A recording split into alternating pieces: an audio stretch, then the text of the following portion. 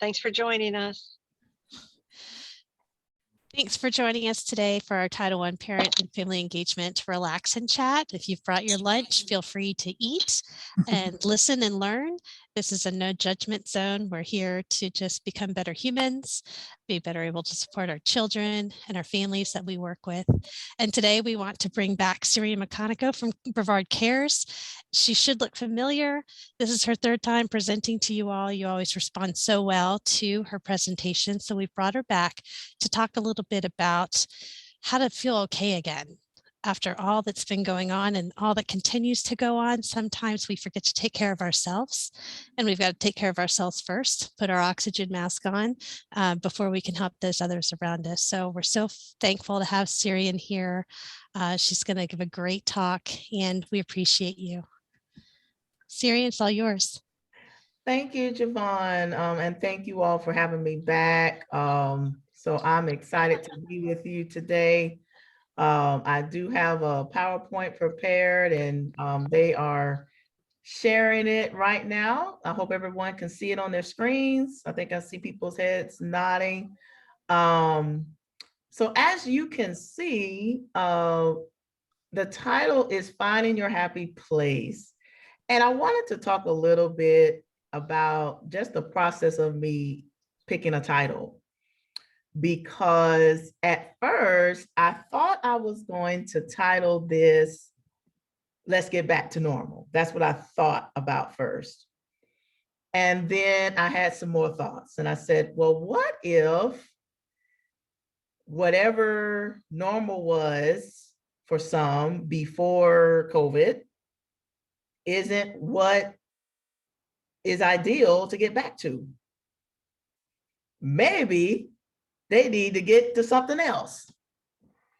Maybe what was before COVID was not their happy place.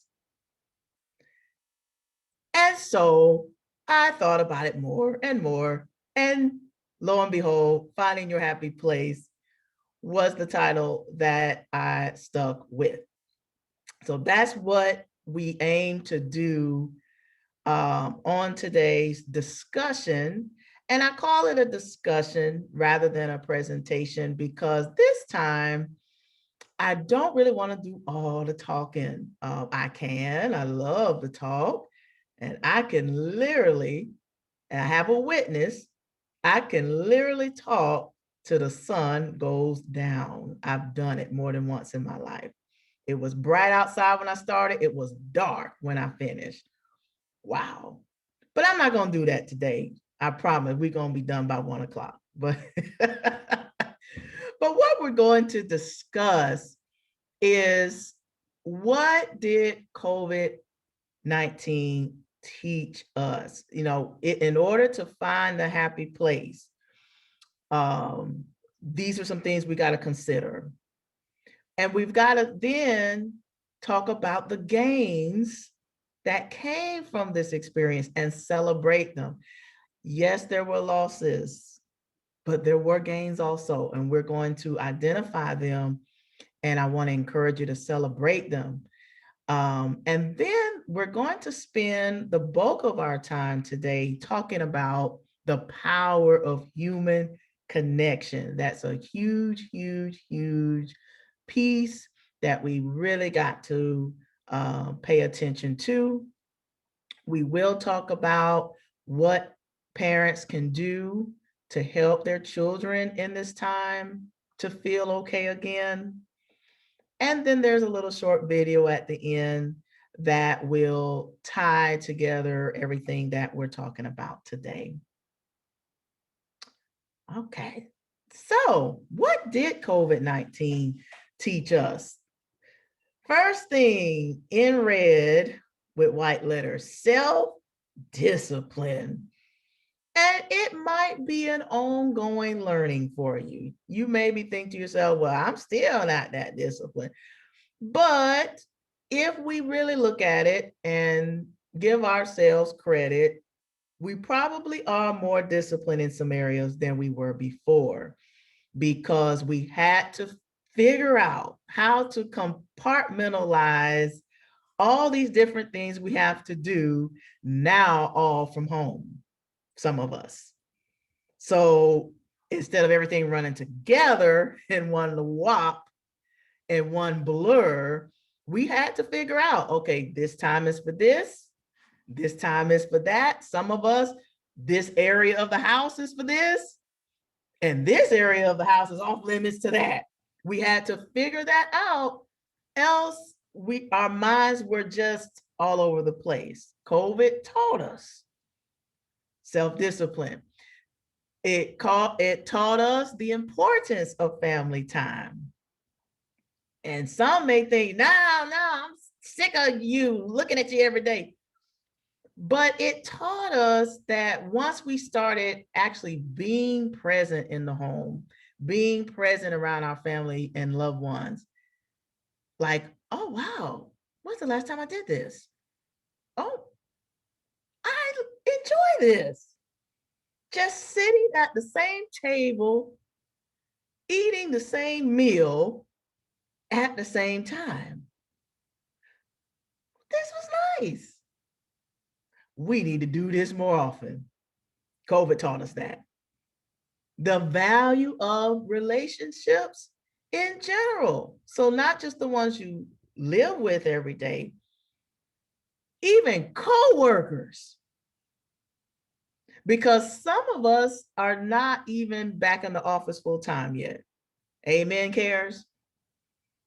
And so when we are actually together in the office, boy, it's like a family reunion. Woo! We're already loud. But then we haven't seen each other in a while physically.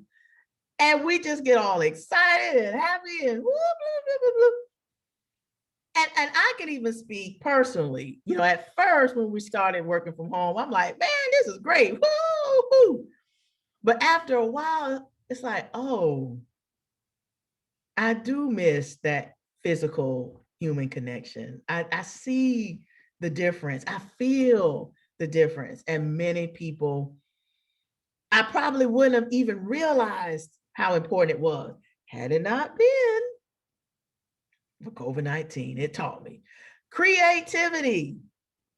We had to be creative on how to get the job done. Now, stuff that you used to do in person maybe had to be tweaked or somehow figured out, can I do it virtually?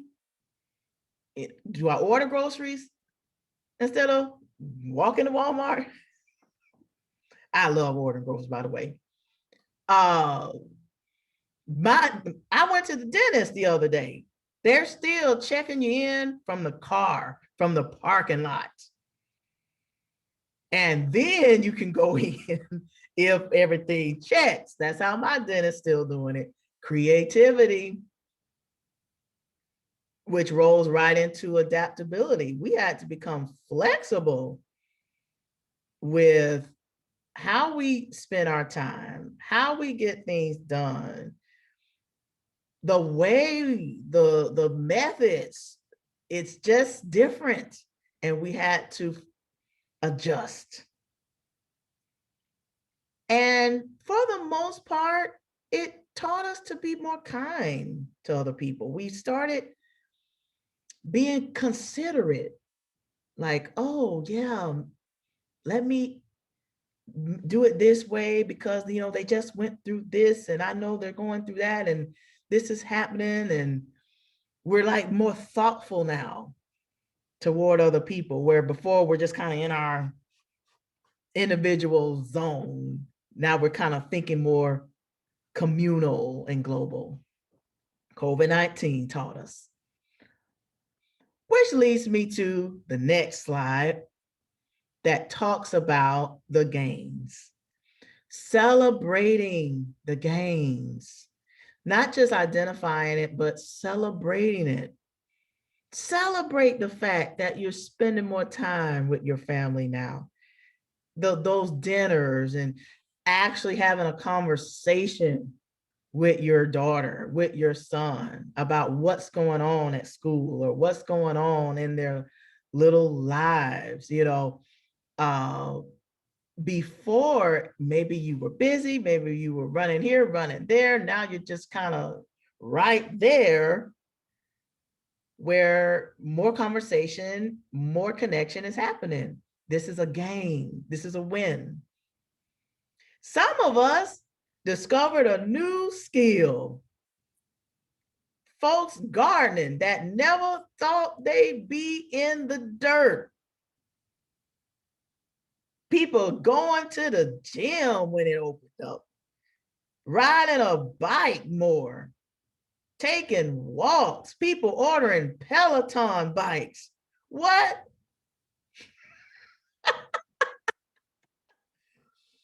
Oh boy, I think although I started cooking before COVID, but it looked like the baking increased for me during COVID. It seemed like it increased, where baking for other people particularly increased. I actually got a joy and still have a joy in baking something for someone, a cake to be exact. Love baking cakes. And delivering it, I'll deliver it to your house.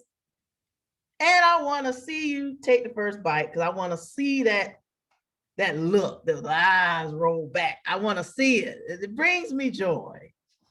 It really does. Some of us, those home projects or whatever that was sitting, collecting dust. Yes, tell me what cake you like and I'll get it done. Last month was Jessica's birthday and I baked her a lemon cake. And I did another lemon cake for others. If you could go back to the other slide, the home projects, some of us, it's been years since we rearranged that closet, got rid of old clothes, made room for new clothes, some painting, some whatever, dusting, baseboards haven't been cleaned in a while. Now we're looking at it more, we're home more. Oh my God, I can't stand it. We get it done. Thank you, COVID, for that. Then, this is what I want to get to. Your awareness of relationship needs have increased as well as your motivation to do something about it. So for those that say, well, COVID made me sick of my spouse or sick of my roommate or whoever you're living with, I want to offer a different perspective on that, which is it made your awareness of a need in your relationship increase. So instead of saying COVID caused problems in my marriage, for example, here's another perspective. Maybe it simply revealed something that was already there, but you were so busy going here, you really couldn't see it. Now that you kind of sat still a while, now it's really apparent. It increased the awareness of a need in your relationship and you're motivated to do something about it because it's like right there. Okay, I got to get rid of this thing. COVID did it. Okay, next slide. So let's talk about the power of human connection. This is a big piece, super important. Let's define human connection. It's when two or more people choose to engage in vulnerable interactions where each person is heard, seen, known, and valued. That's so good. I'm gonna read it again. Human connection is when two or more people choose. It didn't accidentally happen. This was an intentional effort on purpose decision to engage in vulnerable interactions. No walls up, no, half in, half out, but vulnerable interactions where each person is heard, seen, known, and valued. That definition is powerful in itself because it really clarifies what human connection really is. So it's possible to be in the same room and not connect. You can be married and not be connected to your spouse. Uh-oh. I won't talk about that today. That's another presentation.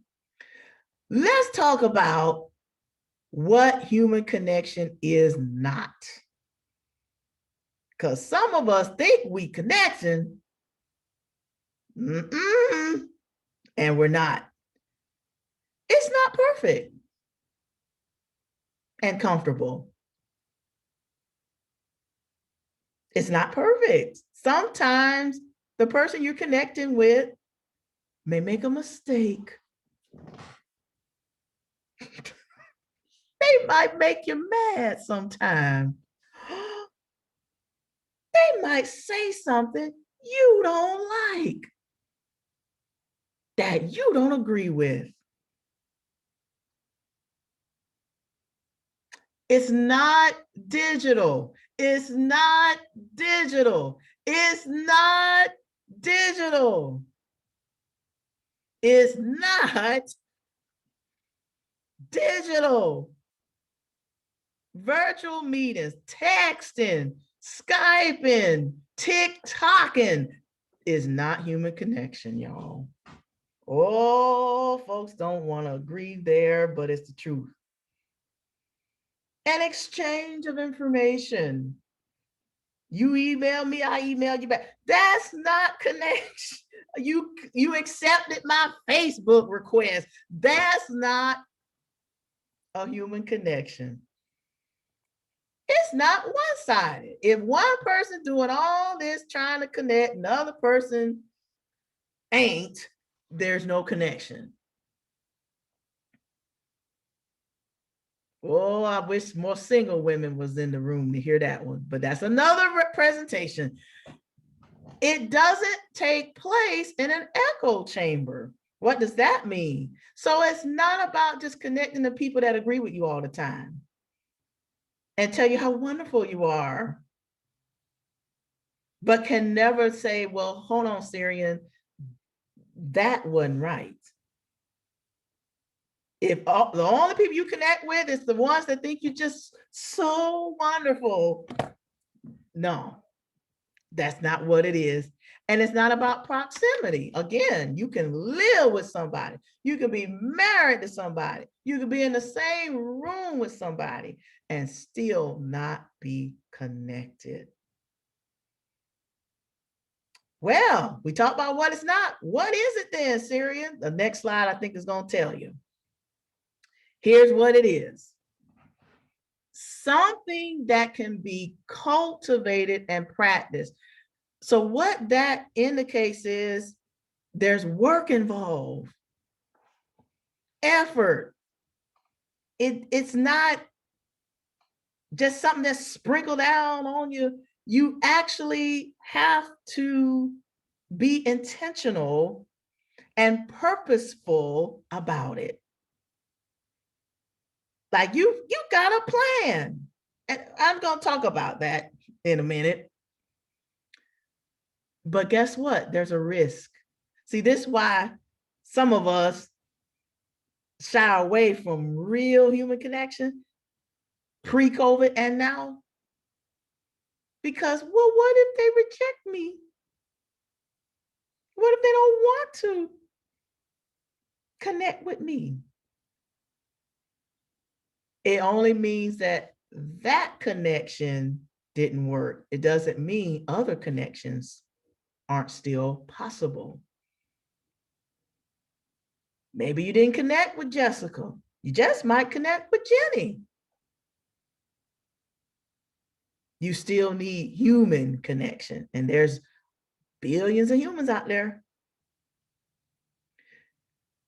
It's sharing the gift of presence. Presence, not presents, like under the Christmas tree. Your presence, actually being present, paying attention to what somebody is saying to you, listening actively, responding to them, putting the phone down, maybe even cutting it off. Can we cut the phone off these days? I don't know. Active.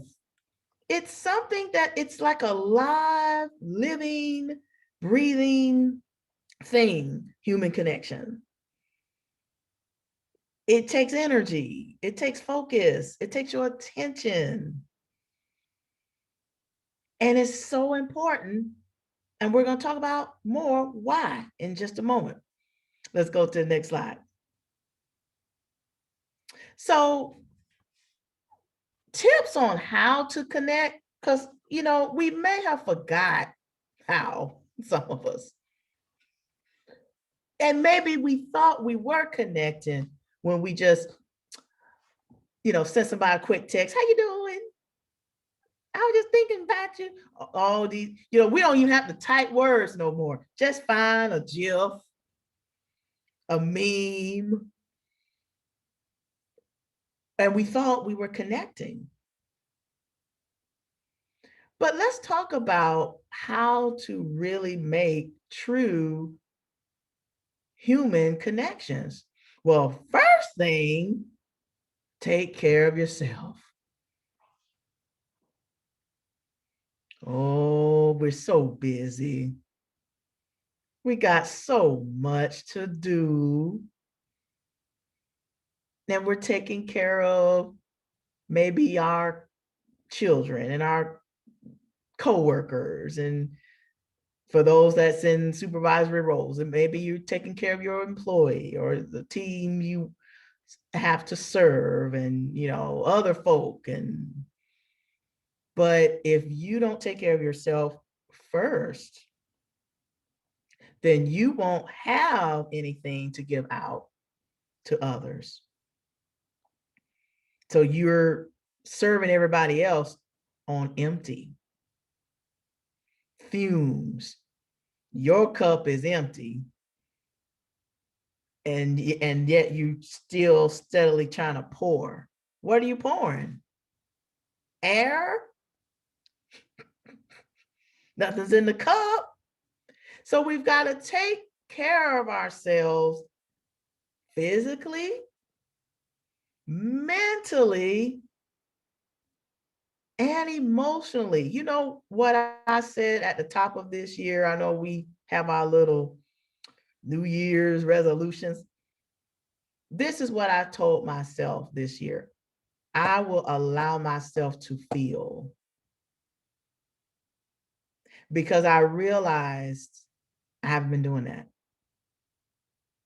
Sharon, you're a licensed therapist. Yeah. And was not teaching others how to do it. Wasn't doing it myself. And it just dawned on me like, geez, how you doing? Fine. When many days I wasn't. Or I'd say some little zippity doo-dah phrase. And on the inside, you know, take care of yourself physically, mentally, emotionally. Be intentional about scheduling time with people. Like, hey, Jessica, what you doing next Wednesday at noon? Nothing. Let's go to lunch. Okay, I'm going to put it on my calendar. I'm going to put it on my calendar too. We're going to lunch. Where are we going? Let's go, I don't know, Longhorn. Yeah, love it. intentional. Go ahead, Jessica. I was just gonna say, the other day we went to breakfast. It was just something totally not planned. And I just felt like, wow, you get to just breathe and do something else, Yes. it just took you out of work. We barely talked about work. We really just wanted to catch up on our lives. Mhm. But even as coworkers and, working together, there are times where you just want to connect with someone with other than work. Absolutely. So, and I noticed we didn't check our phones too much, like you said, being intentional. And I knew I was in that moment. And so it was very helpful for me. I don't know how you felt, but yeah. Me too. I enjoyed every minute of it, even when I think I remember there was a little issue with my order. And the people were so apologetic about it, did bent over backwards to fix it, took it off the tab and everything. And it was still such a pleasant experience. Human, that couldn't have been achieved in a Teams meeting. You can't taste my wonderful cakes on Teams. I got to bring it to you in person, right? And like Jessica was saying, put the screens down when we really connect. Put the phone down, close the laptop, tablet, whatever other device, and actually engage with that physical person in front of you. It's kind of dismissive. Hey, Jenny, how you doing? You doing all right? Oh, you say something? See, that I wouldn't like that. And I don't think anybody else would either. We didn't connect. She's connected to her phone. She wasn't connected to me in the moment. Ask questions. Listen. Then ask more questions. In other words, have a real conversation. How you doing? Fine. It's not the end of it. Oh, really? Well, what went well today? Tell me about your day. Well, I ate breakfast and then it was free because there was a problem with it. Oh, really? Wow, that was great. What did you have for breakfast? A real conversation. When appropriate,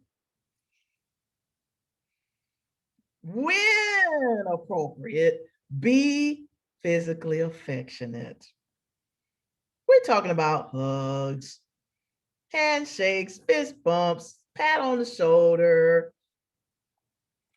And it's to help gauge appropriateness, just in case you were wondering. The best way is to ask. Especially in this time, some people are still a bit leery of making physical contact. I ask, is it okay if I give you a hug? And I must say, every time I've asked that, every time, sure. I have not run across yet. No, you might have COVID. I haven't run across that yet. Extend lots of grace and forgiveness. I know that's something that the good Lord above has been working on me with. Somebody makes a mistake, doesn't quite get something right, or extend them grace. Let it go, in other words. Give them an opportunity to make it right. It was probably unintentional. They probably didn't mean to disappoint you. Let them make it right and then let it go. You'll feel better. Your blood pressure won't skyrocket. You probably won't have headaches. Be an involved member of groups that matter to you. There's groups out there that share interests, share your passions. I don't care if it's just a knitting class. If that's what matters to you, get involved. You have fun. Be part of something bigger than yourself. It could be a movement of some kind. It could be something that you're volunteering or helping the community with. Something that means something to you. And when you're involved with that and you're connecting with other people with like mind as you get so excited and rejuvenated, and you just, woo, full of energy and loving life, instead of going home every day like, oh, what am I going to do with my life? Take initiative. If we're trying to connect with others, don't wait for somebody to call you up every time and invite you out to breakfast. You invite somebody out to breakfast. It's all right. You take the initiative. You'll be surprised what happens when you do it. How about just smile? There's power in just a smile. I noticed that some years back. I'm telling on myself today. But I remember a day, I think it was just was it a 7-Eleven or some kind of store? I just remember this day.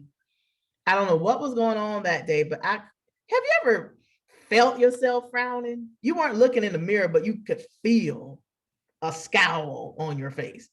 And I know it was on my face. But something in me said, smile when you walk in this store, Syrian. And watch how it affects others in the store. And sure enough, I smiled, and it made others smile and laugh and joke. But what if I would have walked in with a scowl? They probably would have been praying that I hurry up and get out that store. When you smile and have a positive attitude, it affects others, and they will want to connect with you. They may even do stuff for you. Like, you try to pay for something. Oh, no, don't worry about it. I got it. Because of your smile, your positive attitude. You come in there with a scowl, they might charge you extra. No, they may want to, but then you won't get the same level of courtesy, of customer service, of kindness, without that smile and that attitude and that positive attitude. All right, next slide. This quote was so powerful to me, I had to put it on the screen by itself, word for word. Dr. John Deloney said this in his article entitled "The Importance of Human Connection." Our independence is built into our cultural identity. We come from a legacy of bootstraps, lone cowboys, and figuring things out for ourselves. But researchers, mental health professionals, and public officials agree many Western countries, talking about us Americans, are facing a social epidemic that's devastating for our well-being. Simply put, loneliness is killing us. The stress of disconnection contributes to addiction. Oh, everybody talking about opiate rise and ADHD. We haven't stopped talking about that. Anxiety on the rise. Depression on the rise. Heart disease on the rise. Even obesity, Lord help me. And suppressed immune systems. Can't get rid of something. Catch it every 5 minutes, just to name a few. The stress of disconnection contributes to all of this. So I want to hear y'all's thoughts on this. He said independence was built in us. Me, my 4, and no more. Me, my 3, and my knee. That wasn't my own. I borrowed that from somebody years ago. But what it depicts is this individual. I got mine, you get yours. Not community, like other countries have. But it's killing us. I just have to agree with you so much. This really resonates with me. And, you know, we're seeing some things in our schools that are concerning, and I'm really worried about it. So as I listen, I'm thinking of our students too. I think the lack of connection, loneliness, disconnection with family and home is really impacting them in a big way. So this is right on target for me personally. This really resonates. Yes, so true, Jenny, because, you know, even with CARES, with what we do and the youth we work with, we're probably seeing a lot of the same things you're seeing in the schools. A lot of young people, you know, suicidal ideation is becoming common in their language. And they'll say something and I didn't mean it. But even the fact that it was so easily said, simply because maybe something happened that they just didn't prefer. Oh my God, I just want to jump in front of a car. You know, us professionals, we go into assess mode. Oh, well, I was just mad. Could it be the stress of disconnection contributing to suicidal ideations even? That's connected to depression. That's connected to anxiety. We're disconnected, so much so that we're reluctant to even ask for help when we need it.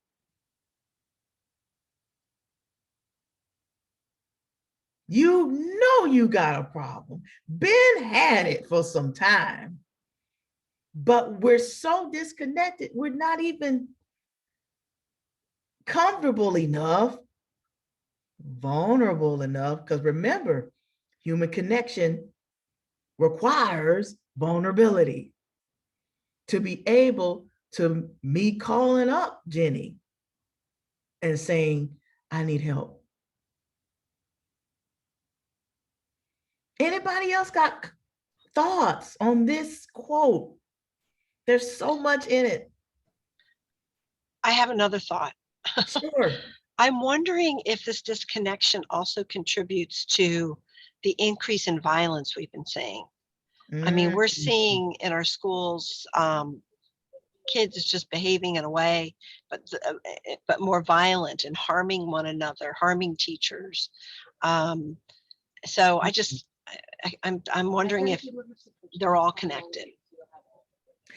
In my opinion, Jenny, I would most certainly say that is contributing to that, because when you're disconnected, it's on different levels. So if it's an emotional disconnection where you're not remorseful, where you're not empathetic toward others, you would be more likely to harm that person because you don't feel. Right. And when you don't feel, it's like you don't care. And again, you're more internal. Well, I'm mad. Well, she shouldn't have gave me that F, for example, or she shouldn't have put me in detention. And it's, me, my three, my me, and not thinking about, wait a minute, harming Miss Smith is wrong. Harming Miss Smith could put her in the hospital. Or it could be fatal. You got to be connected to feel that. So yeah, I think that's a awesome observation, Jenny. Rachel has her hand up. Go ahead, Rachel. Yeah, I was just going to say with my children, I had a similar experience because 2020, they were homeschooled, they were doing virtual school. I really had to push my son to go back to school because I knew that if he didn't go back, he was going to miss so much with that social interaction. We were all afraid with COVID and what they were going to do and mask and everything. But I told him, you have to go back. We can't do another year. This year is too important because it was to go into the 8th grade. I told him this year is too important because you're making all your friends for high school. So I can't have you stay home. And it was a fight, but he's glad that he went. But I think that happened with a lot of parents, the fear of the unknown and how they were going to mitigate all these other things that were going on with COVID, that, you had to just push forward and have faith that everybody was going to be doing the same thing. But it was also to maintain that for kids, because that connection is just, they're learning from other kids. They're learning what to expect and how to react to things. But it's also forming those relationships that hopefully they will have for a few years, whether it's in high school and then beyond. So it's very difficult because if they don't have that social interaction, you don't know what they're thinking and they don't connect with everyone, and it makes them even more awkward with each other. Very insightful, Rachel. Thank you for sharing that. Very insightful. All right, let's go to the next slide. I had a comment quickly about the connectiveness. So am I saying that right? Yes, you are. I think that kids naturally are born to connect.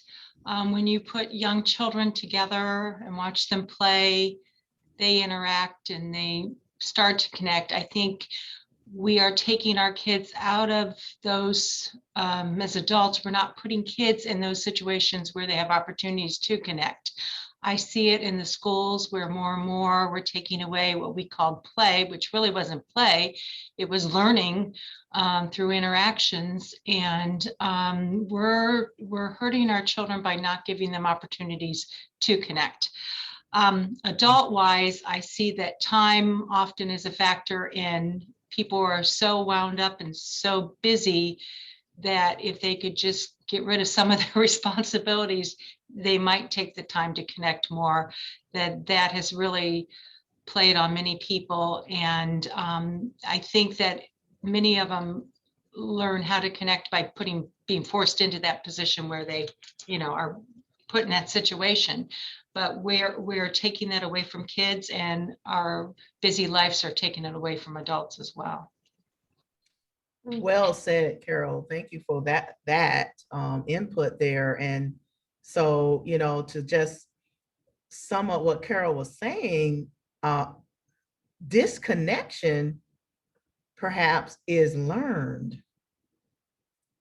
It's like that quote was saying, it's built in us.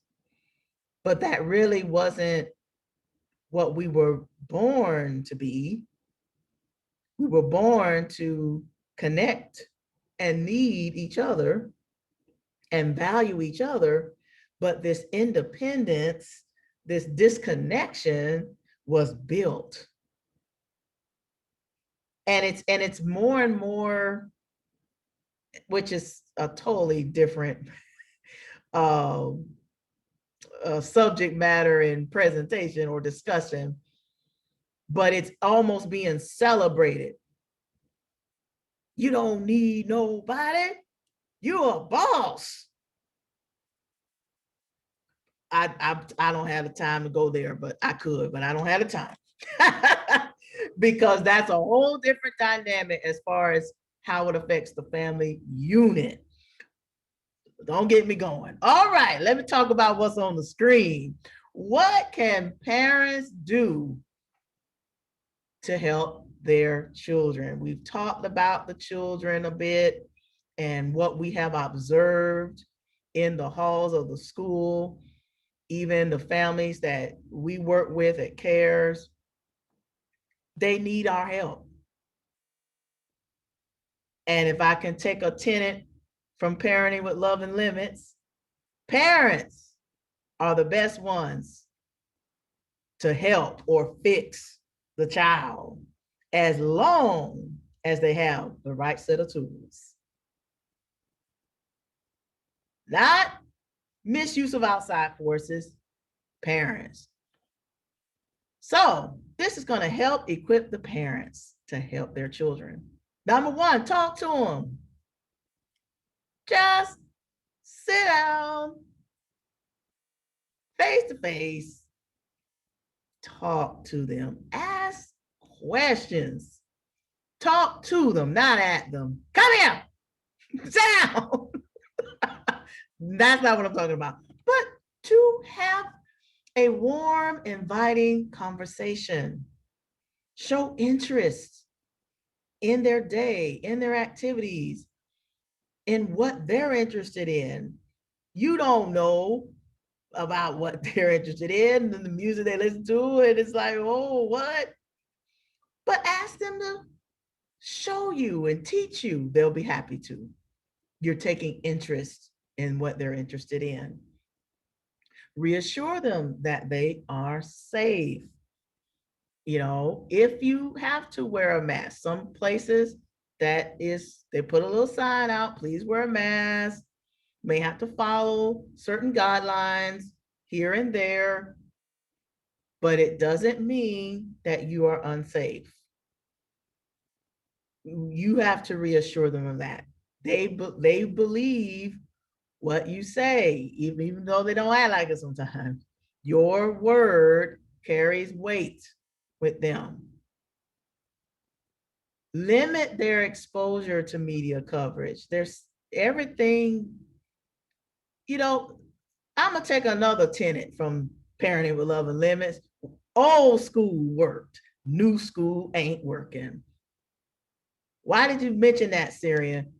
Because those of us from the old school, we know that the older folks understood everything ain't supposed to be said in front of children. That's why certain big gatherings, the children's table was over there and the adult was over here. Everything ain't spoke. That's another presentation. But media coverage goes along with that. Everything they shouldn't see. And you shouldn't talk to them about it. Not everything. Keep up with regular routines. If it's Friday night, pizza night.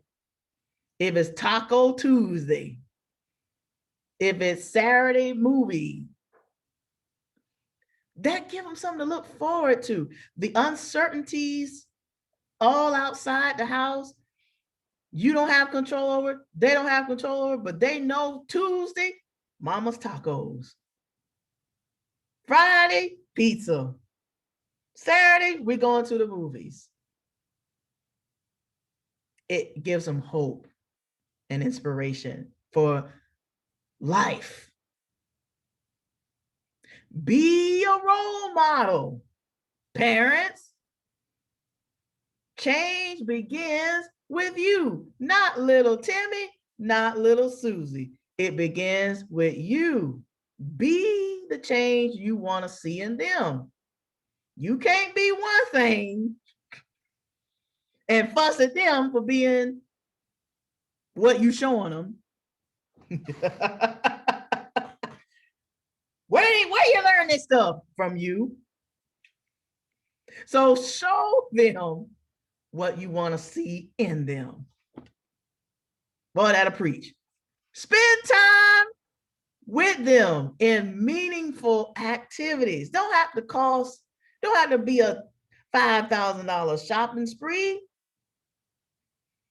It could be 2 for $20 at Applebee's. But it's meaningful. And then if there's some more significant issues that need another level of help, a therapist, a mentor, a behavior analyst, seek help for that. Go and get it. It's there for you. Don't be ashamed or embarrassed if you find out that, hey, I do need some help, some extra help. Cares, we're here for you. Our motto, strengthening families, whatever it takes. And we really believe it and we do it. All right, next slide. As you transition, you really are making me think about, I'm seeing the behaviors we see in our schools.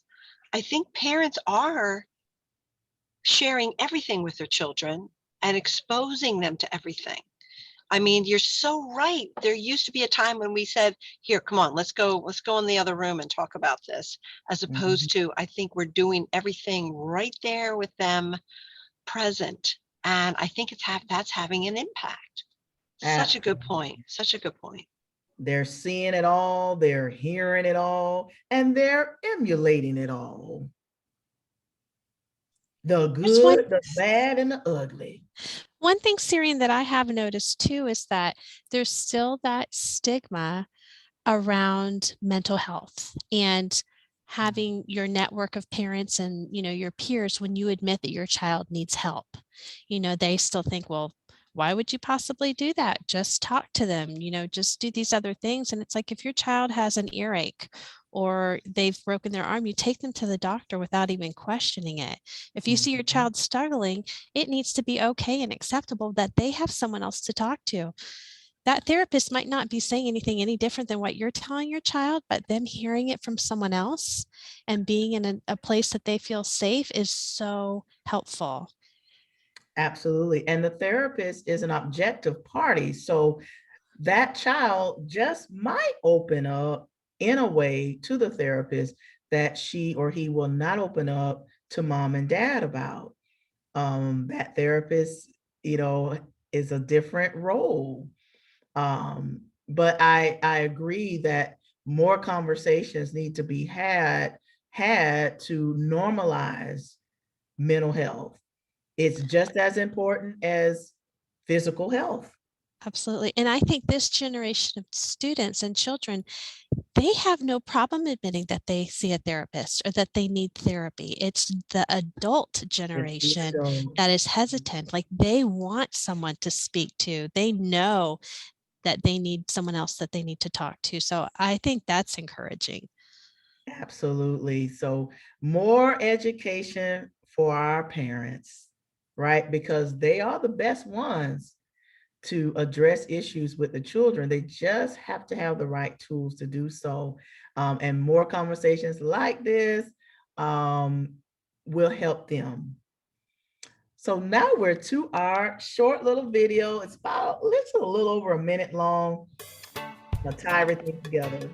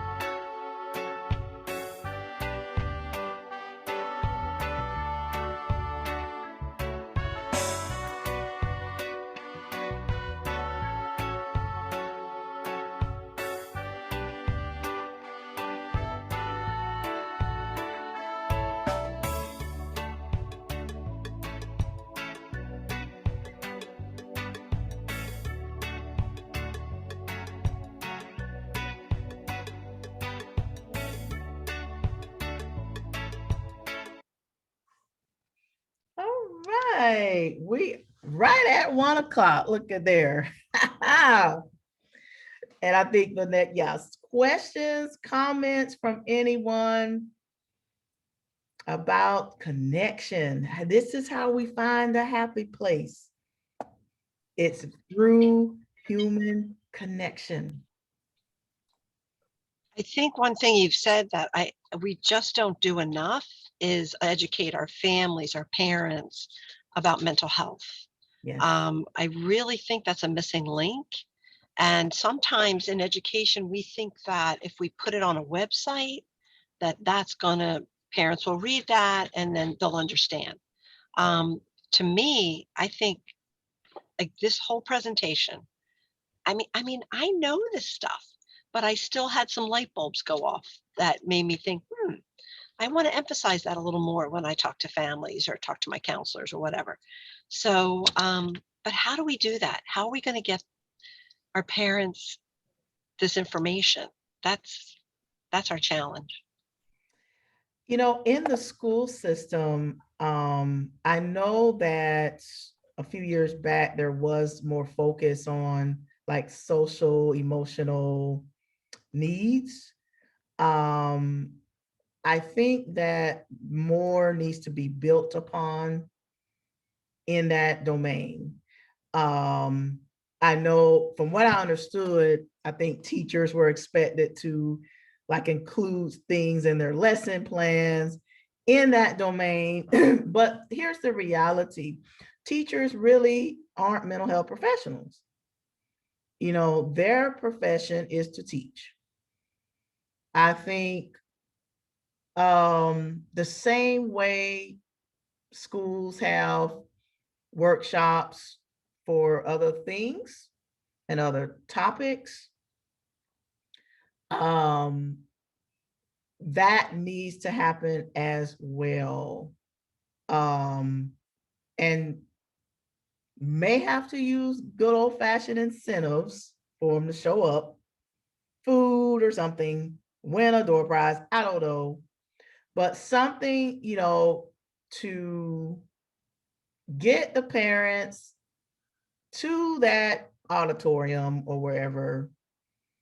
And once we got them, then we can engage them in some kind of discussion like what we had today. And someone, you know, I'm not volunteering, but somebody with the same similar background as me and credentials as me to do it. Because I agree, just teaching the students isn't enough. The parents have to know how to meet their own kids' needs and to normalize for them that it's okay not to know it all.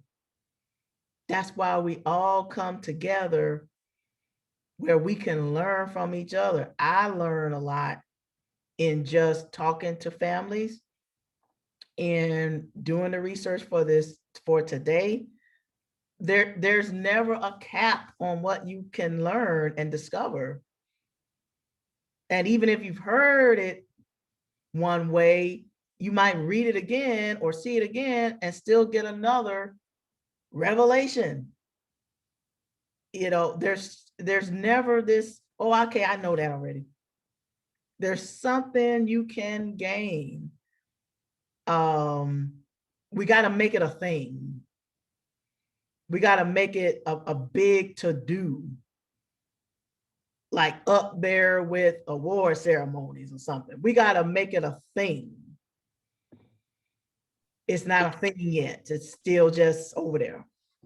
Okay, so Well- you just gave us a new theme. We got to make it a thing, Gotta right, make it a- Javon?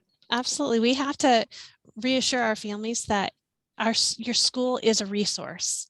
We may not be able to do it all, but to have that first open, honest conversation with a teacher or a guidance counselor opens the door to resources and to the next steps. And sometimes it's something very simple that we can work together to accomplish. And sometimes we're going to call in our community resources like CARES Absolutely. to provide that. So it's just establishing that comfort zone, and letting them know, it's like you said, it's okay to be vulnerable. You're coming down those barriers, but we have that shared, what's in common is the success of our child. We want them to be safe and healthy. Absolutely. And you, mom and dad, will be healthier, safer with this knowledge, you know, because your blood pressure's up. You know, you got migraines. We're trying to help you, mom and dad. Yeah. You gotta live with Timmy. We see him 6-7 hours a day at school, but you gotta live with Timmy. Right. And it's daunting for a parent because if your child has the sniffles or a headache, you know, we can go to the medicine cabinet. We've got something to give them that's going to alleviate some of those symptoms and the misery. But mental health, we're not quite sure what to do. And it does impact us and it does affect us as well. We are a unit. Yes, absolutely. And I love the prescription that was shown in that little video, human connection. And it speaks to so many all life domains. You can sleep better, it said. You can lose weight. Human connection got something to do with that? What?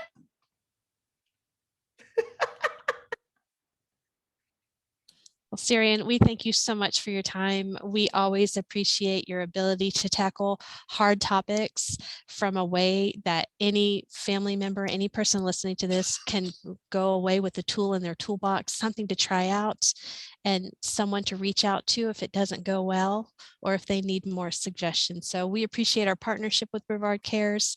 They're such a great supporter of Title I. We couldn't do this without you. My pleasure. Thanks for having me back. Thank you, guys. Have a great Thanks, day. everybody. See you soon. And happy birthday. Oh, happy birthday. That's right. Thank you. It's tomorrow. I'll who's be making your cake? celebrating. Enjoy that Enjoy it. massage. Happy Jessica's birthday. making my cake. I can't wait. Okay. So, You deserve Jessica? it. yes. Okay. Oh, Okay. fun fact about Jessica. She's a wonderful cook. So, I believe it. Fun fact. All right. That's good. We need to start having meetings in person so you can show us. Yeah. Right. Yeah, I'm That's telling some- you, meetings, because it's food related. you won't be disappointed. I'm telling you. I'll feed you. Oh, Awesome. happy birthday and thank you again. Thank you, ladies. Y'all We have a good appreciate you. day, good weekend. Thank you. Awesome. Bye-bye.